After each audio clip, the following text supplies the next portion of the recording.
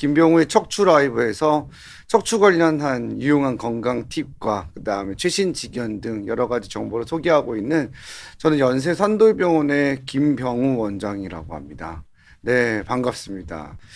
오늘은 제가 이제 많은 환자분들이 또 병원이나 아니면 홈페이지 통해서 많이 주시는 질문들도 있는데 제가 계속 그런 질문들을 듣다가 보니까 환자 본인이 물어보시는 경우도 많기는 많은데요. 보호자분들이 물어보시는 경우도 정말 많아요.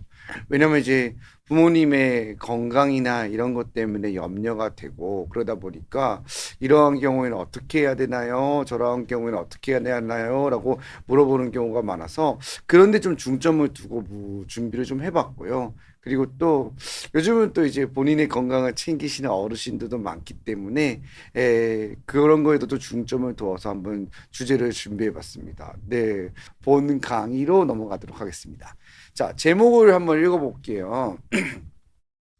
노년 허리 수술을 받았을 때 이것을 꼭 아셔야 됩니다가 오늘의 제목이에요. 자, 우리가 노년이라고 하는 것부터 먼저 이야기를 나눠볼까 해요. 사실상 예전에 제가 레지던트일 때는 허리 수술을 사실상 70대가 하는 경우에도 아침 컨퍼런스 시간에 교수님들께서 이야기가 많으셨어요.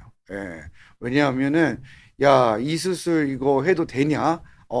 환자 걱정도 많이 하셨고 위험하다 이런 길을 많이 하셨는데 요즘은 이게 좀 바뀌어 나가고 있는 것 같아요. 그거부터 한번 노년에 대한 이야기를 먼저 나눠볼게요. 자, 노년은 이제 올드에이지, 나이가 들면서 우리가 노년이라는 표현을 사용을 하게 되는데 노화가 진행되면서 우리가 사회과학적으로는 신체적이나 인지적이나 심리적, 사회적 기능이 저하돼서 개인의 어떤 자기 기능과 사회 구성으로서의 역할 기능도 약화가 시작되는 시기를 노년이라고 그러고 이제 60세가 시작이다라고 하는 사회과학적인 포인트도 있기는 해요. 자, 그래서 우리가 생활 연령 측면에서는 노인이 이렇게 한 세 가지 정도로 분류가 되는데 55세에서 60세 사실상 노인이라 보기는 힘들겠죠. 이때는 아직까지 일을 하고 경제적 능력을 갖추고 있는 경우도 있고 65세에서 74가 이제 예전에는 퇴직자 계층이 많아지는데 요즘은 이것도 사회 계층에서 많이 변화가 있는 것 같아요. 그래서 사회과학적인 연령층에서도 75세 이상이 좀 병약하고 사회적으로 고립될 수 있고 궁핍한 계층이 늘어나고 우리가 어떤 관심을 기울여야 되는 부분이라고 생각하는데 의학적인 측면에서는 보통은 65세 이상을 노인으로 정의하고 있어요. 그래서 WHO에서는 초기 노년기를 65세에서 75세, 그 다음 75세에서 85세, 후기 노년기를 85세 이상 정도로 보고 있고 우리나라의 노인복지법도 이 기준을 가지고 65세부터를 노인으로 많이 판단을 하고 있죠. 그래서 정년이나 이런 것들도 이 연령대에서 많이 이루어지는 것 같아요. 자, 근데 이제 65세께서 오셨는데 할아버지라고 하면은 요즘은 정말 좀 무안한 경우가 많은 것 같아요. 실제로도 너무 관리를 잘 하셔서 그렇게 보이지 않으시는 분들도 많고요. 근데 또 어떠한 경우에는 65세여도 정말로 노쇠하셔서 어르신이라고 하는 이야기가 저절로 나오는 개개인의 차이들도 있는 것 같아요. 근데 요즘은 65세를 우리가 노년이라고 생각을 좀 잘 안 하는 그런 경향이 있고 조금 더 연령층이 증가하는 것 같아요. 그거는 아무래도 기대 수명이 증가함에 따라서 그런 게 아닌가 싶습니다. 사실상 우리도 여러분들이 다 알고 있다시피 되게 고령화 사회잖아요. 그래서 초고령화 사회로 가고 있고 그러다 보니까 기대 수명 역시도 80세 정도를 바라보고 있는 경우가 많기 때문에 지금은 이 평균 수명 증가와 함께 노년의 정의도 바뀌어야 되지 않느냐라는 이야기가 나오는 거예요. 그러다 보니까 예전에는 고령의 수술이 상대적으로 위험해서 고려되지 않는 경우가 많았어요. 그래서 제가 레지던트 때만 해도 70세라고 하면은 위험하다는 이야기도 많이 하셨고 또 이런 수술을 한다고 이렇게 이야기 나오면 그거 너무 수술이 크지 않겠어? 라고 하면서 컨퍼런스 시간 이런 얘기가 굉장히 많았거든요. 80세는 그냥 웬만하면 당연히 안 하는 거지가 거의 주류였던 것 같아요. 그래서 예전에는 그냥 60대여도 정말 이때부터 노인으로 판단을 하면서 수술 준비를 좀 철저하게 했던 것 같고 70대는 굉장히 위험하게 봤고 80대는 수술을 못 한다라고 생각을 했는데 지금은 뭐 대학병원이나 아니면은 전문병원이나 모든 대부분의 병원에서 수술을 할 때 평균적인 연령대가 70대인 것 같아요. 60대만 되더라도 저도 60세면은 젊다는 표현을 저절로 쓰게 되고요. 그리고 실제로도 많이 다릅니다. 그래서 지금은 이렇게 기대 수명의 증가와 함께 아무래도 이런 노년 계층에서 고령에서의 수술 수요가 상당히 증가했다라고 보시면 될 것 같아요. 이거는 이제 환자의 층이 두터워지고 연령대가 높아지면서 생기는 것도 있겠지만 또 병원에 계시는 선생님들께서도 이런 연령대가 높아지면서 수술의 기법이라든지 마취라든지 수술 전후의 환자 케어라든지 그런 것들에 있어서도 많은 개발을 하시고 그리고 또 계속 이렇게 환자 맞춤형으로 발전을 시켜 나오시면서 우수한 성적을 계속 거두고 있는 것 같아요. 그러면서 환자분들의 이런 요구량도 많아지지만 그거를 소화시킬 수 있는 병원의 역량도 함께 성장을 하면서 이런 수술 연령 역시 증가하고 있는 것이 아닌가 싶습니다. 자, 그래서 제가 이제 자주 이야기 듣는 에피소드나 혹은 또 온라인 상담 아니면 이제 고객 문의 전화 이런 거죠. 환자들이 문의 전화를 해오시는 것들인데 어머님이 80세이신데 우측 엉덩이가 너무 아프시고 걷기가 힘들어 하세요라는 이야기를 합니다. 그러면서 이제 다리까지 저린데 병원에서는 협착증이어서 수술이 필요해요라는 말을 하면서 수술이 될까요?라고 물어보시게 되거든요. 우리가 70세 정도까지는 그냥 수술을 결정하는 데 있어서 보호자도 환자도 의사도 그리 어려움이 없는 것 같아요. 근데 75세부터는 조금 갸우뚱하는데 80세부터는 굉장히 이제 망설여 합니다.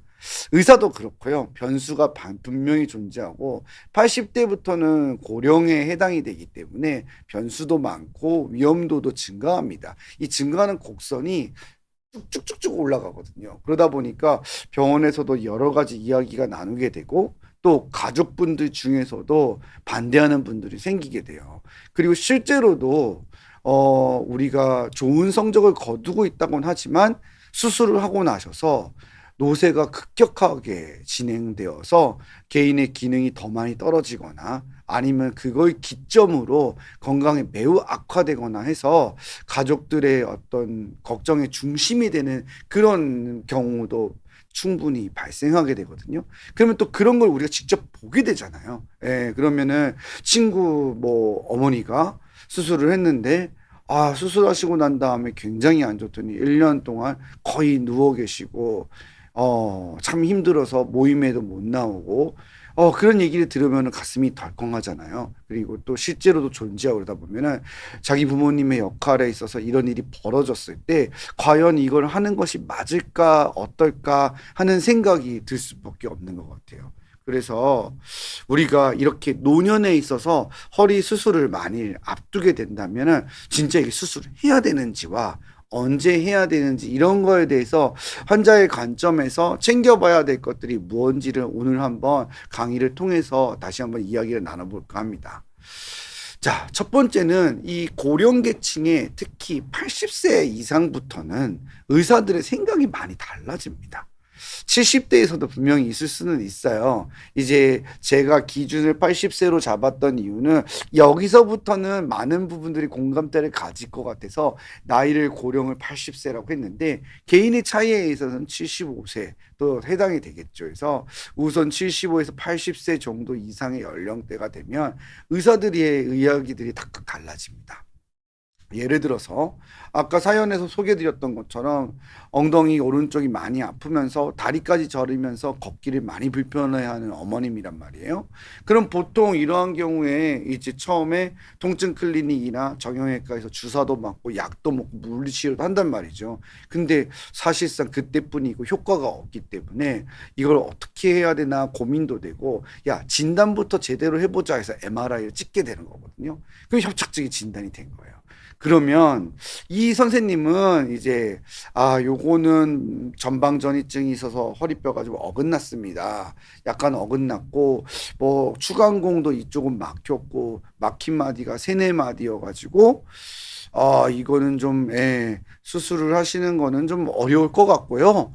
우선은 시술이라든지 그런 걸로 한번 해보시죠 라고 추천하는 경우가 있고요. 어떤 분을 만나게 되면은 이건 어차피 수술을 해야 됩니다. 무조건. 그래서 그 나이가 있으셔도 뼈 상태라든지 건강 상태만 괜찮다면 한두 마디 정도는 고정을 해서 유압술로 진행을 해봐도 좋습니다. 라고 표현하는 또 의사가 있어요.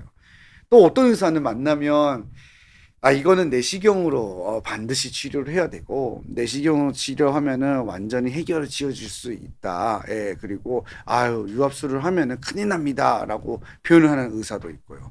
어떤 분은 또 그냥 뭐 내시경으로는 확실하지가 않다. 왜냐하면 치료를 하더라도 구멍 뚫어서 그걸 어떻게 다 확인을 하겠냐. 예, 그렇기 때문에 실제로 수술을 하려면은 조금 절개해서 현미경으로 보는 게 좋다. 이렇게 말하는 선생님들 계시고, 또 내시경 선생님들은 이 선생님은 또 뭐 구멍을 하나 뚫고 이 선생님은 두 개를 뚫고, 그러면 이제 환자와 보호자들은 굉장히 복잡해집니다. 머릿속도 복잡해지고 수술이 꼭 필요한가, 이거 어떻게 해야 되는 건가, 이런 이야기를 할 수밖에 없거든요. 그러면 우리가 이제 수술이 필요할까 시술이 필요할까라는 이야기도 이제 처음부터 나누어 봐야 되는데, 대부분의 환자들이 환우회에서도 많이 나오고, 또 환우회에서도 이야기를 저한테 궁금해서 또 환우회에서도 질문도 주시고 하면 이런 이야기가 되게 많아요. 아파서 걷기가 힘들어. 너무 아프죠. 통증이 심하고. 근데 수술을 하다가 잘못되면 방법이 없고, 정말 큰일 난다는 데고, 시술은 하나만 다 똑같다고 하던데, 사람들이. 어차피 수술한다고 하던데, 이럴 때는 어떻게 해야 되지라고 하는 생각을 나눌 수밖에 없는데, 이게 이제 환자분들이 시술을 해야 될까? 아니면은 수술을 해야 될까? 이걸 굉장히 많이 고민도 하시게 되거든요. 제가 늘 말씀드리는 것처럼, 노년에 있어서는 협착증이든 디스크든 질환의 구성 자체는 크게 다름이 없어요. 신경 뿌리가 눌리게 돼서 생기는 증상이 대부분이거든요. 그래서 우선은 신경 차단술과 비롯한 주사 치료 정도는 꼭 해보는 것이 좋아요. 그래서 주사 치료로 효능을 또 잘 보는 경우도 있을 수가 있거든요.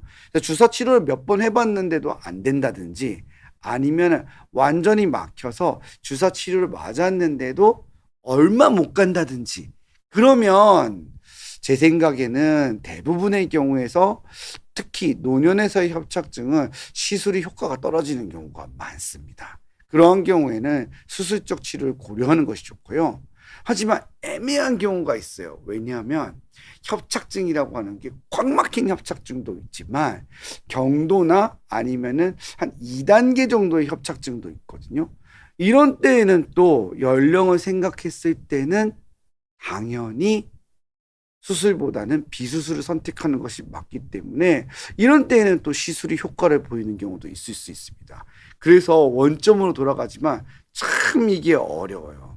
하지만 가장 중요한 것은 이런 통증을 고령의 연령에서 계속 시달리게 되면 급격한 삶의 질의 감소와 함께 노쇠가 진행을 하게 돼요. 그러면 건강하셨던 분도 일주일 뒤, 2주 뒤, 한 달 뒤면은 확 늙습니다.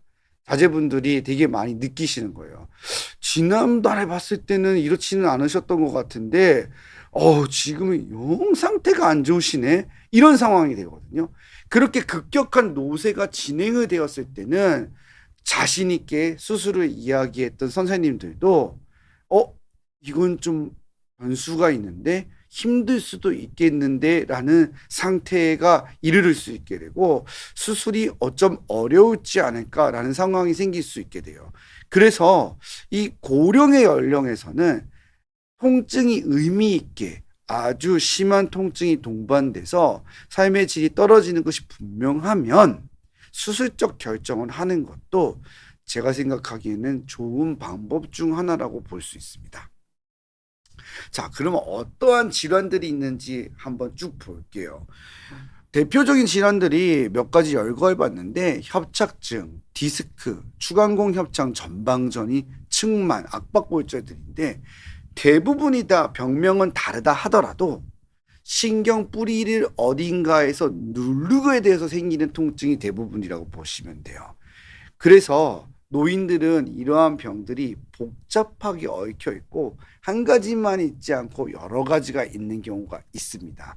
하지만 잘 찾아보면은 대다수의 환자에서는 세 개가 병이라면 한 개 정도가 의미 있는 경우가 되게 많아요. 그래서 그거를 잘 선택을 해서 수술을 진행하는 것이 도움이 된다고 볼 수 있겠어요. 자, 의사들이 의견이 다른 거는 이 잘 선택하는 그 과정 중에서 내가 생각할 때에는 여기만 하고 아니면 요 두 군데를 하고 요거에 있어서도 차이가 또 발생을 하기 때문에 의사들은 본인들이 생각했을 때 가장 잘하는 치료에 합당한 것을 제시해 주는 거라고 보시면 돼요. 아까 전에는 수술 방법의 차이가 있었잖아요. 선생님들은 요 수술, 이 수술, 이 수술 이렇게 A, B, C의 수술이 달랐는데 이번에는 자, 그래. 그러면 예를 들어 내시경 수술을 한다고 치자. 그러면 이제 내시경 하는 선생님들 찾아갔더니 A 선생님은 두 개를 해야 돼. B 선생님은 한 개를 해야 돼. C 선생님은 세 개를 해야 돼. 이런 식으로 또 의견이 나뉘게 돼요. 그게 굉장히 어려운 부분이라고 볼 수 있습니다. 자, 그러면 제가 환자 사례들을 보면서 여러분들이 기본적으로 좀 아셨으면 좋아하는 가장 중요한 원칙들 몇 개만 이야기를 할게요. 너무 당연한 내용이긴 하거든요.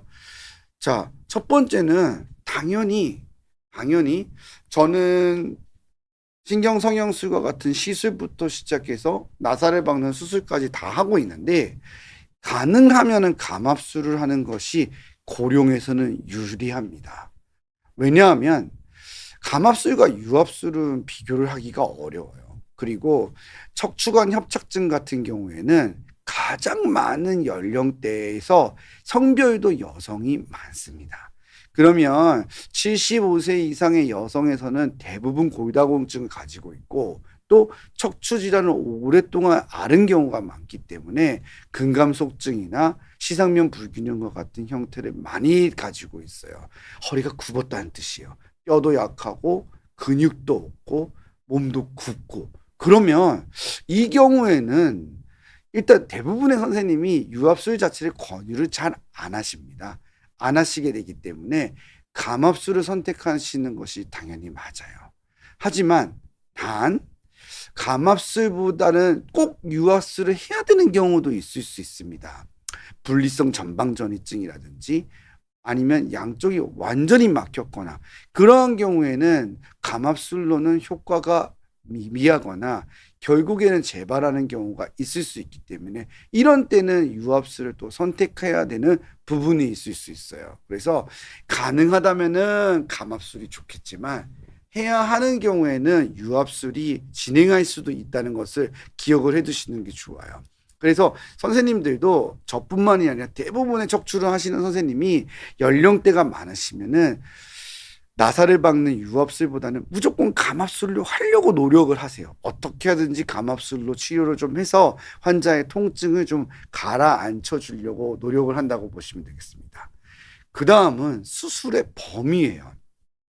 이 수술의 범위가 왜 중요하냐면은 노인은 검사를 하게 되면 일단은 협착증이 한 군데만 있는 경우가 별로 없어요. 4, 5번의 협착증이 가장 많지만 3, 4번 협착증도 있고요. 4, 5번 협착증도 있고 그 아래 거도 나쁜 경우도 있고 2, 3번도 안 좋고 아니 저기 등의 흉추에도 나쁜 곳이 있고 이러거든요. 그럼 그걸 다 할 수는 없습니다. 다 할 수는 없기 때문에 수술의 범위 역시 최대한 줄여서 하려고 노력을 해야 됩니다. 그리고 두 번에 나누든 세 번에 나누든 그걸 고려해서라도 가장 유력한 몇 가지를 감압을 하려고 하는 것이 저는 개인적으로 옳다고 생각을 해요. 그래서 가능하면 최소 범위로 확실한 증상이 있는 부위만 수술을 하는 것이 좋습니다. 그래서 제가 환자분한테 질문을 할 때 가장 많이 하는 이야기가 있어요. 오른쪽, 왼쪽 어느 쪽이 아프세요? 근데 왼쪽이 아픈데 오른쪽도 어쩌고 말씀하시면 제가 우측도 많이 아프세요? 미미하세요? 집요하게 여쭤봐요. 그래서 왼쪽이 아프고 우측은 거의 아프지 않아 라고 말씀을 하시면은 우측은 들여다보지도 않습니다. 환자 사례를 간단하게 보면서 볼게요. 80세 여자 환자분이시고 4번, 5번에 협착증하고 위에도 약간씩 있어요. 중증으로 협착이 신경관 자체가 완전히 막힌 형태는 아니지만 이런 형태로 뼈가 자라나서 신경 구멍을 막고 있는 환자예요. 특히 심한 쪽이 어느 쪽이냐면은 제가 화살 표시한 오른쪽입니다. 오른쪽으로는 관절이 약간 어긋나서 신경을 누르고 있습니다. 이 환자 같은 경우는 근데 우측 증상이 전혀 없어요. 예, 우측은 아무렇지도 않으시고 왼쪽 엉치 통증만 있어요. 걸어갈 때마다 칼로 후비는 것 같아서 너무 아프다는 거예요. 그래서 제가 주사 치료는 몇 번이나 하셨어요? 그랬더니 주사 치료는 두세 번 했는데 자기가 당뇨가 있기 때문에 인슐린을 하고 있어서 주사를 맞으면 혈당이 너무 많이 올라간대요. 스테로이드 주사를 맞기 때문에 어쩔 수 없는 거죠. 그래서 병원에서도 한 번 맞고 혈당이 너무 많이 올라가니까 이거는 안 된다 하면서 안 해줘서 몇 군데 병원을 옮겨가면서 맞았는데 항상 높이 올라간다는 거예요. 그리고 환자분이 지병이 좀 많으신데 콩팥 질환이 있어서 만성 신부전 상태인데 투석을 가기 거의 직전인 거예요. 그러다 보니까 신장 기능이 떨어지기 때문에 조혈 기능도 떨어져서 헤모글로빈, 혈색소도 이제 9.4밖에 안 되고 빈혈 상태인 거죠.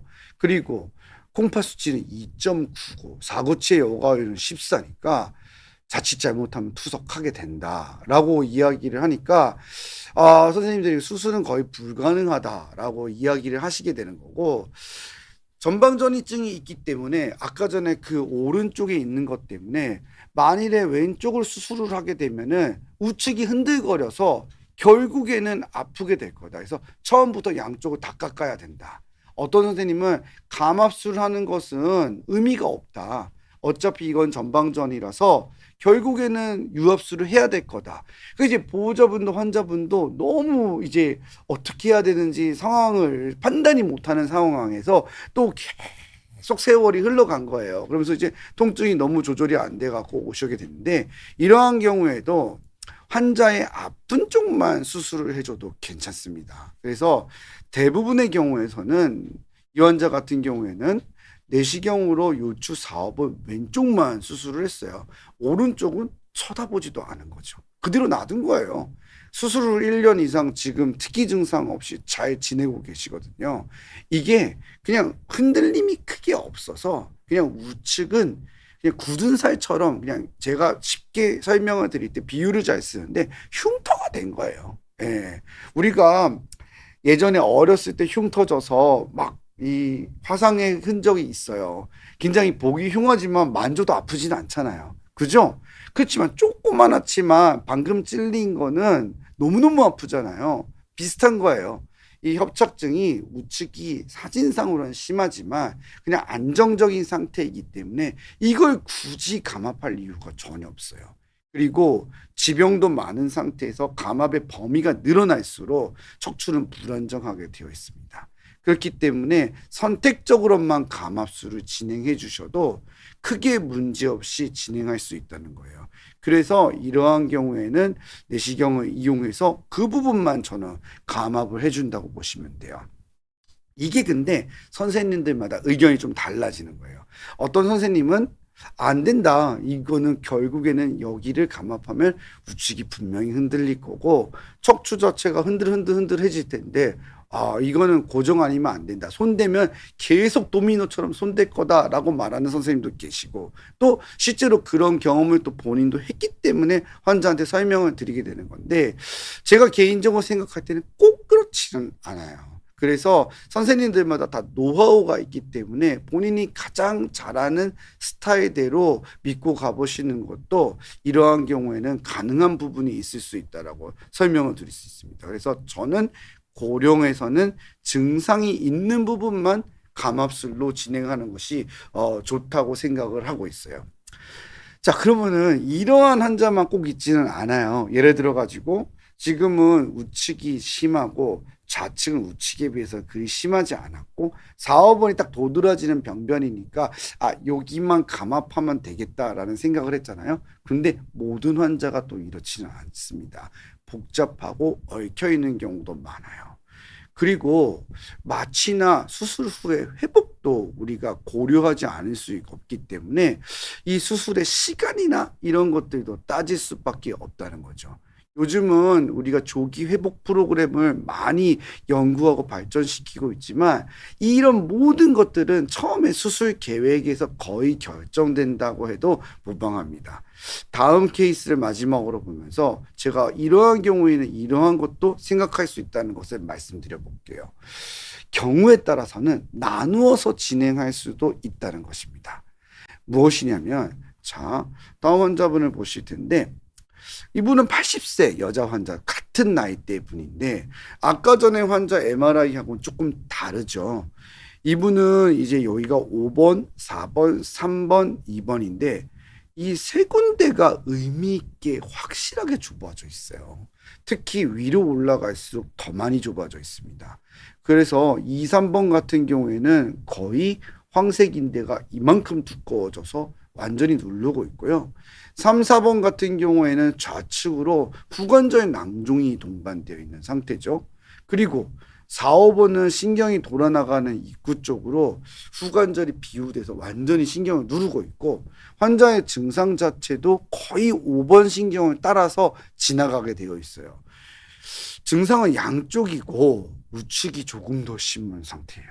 자, 이러한 경우에는 그러면 어떻게 수술을 해야 되느냐?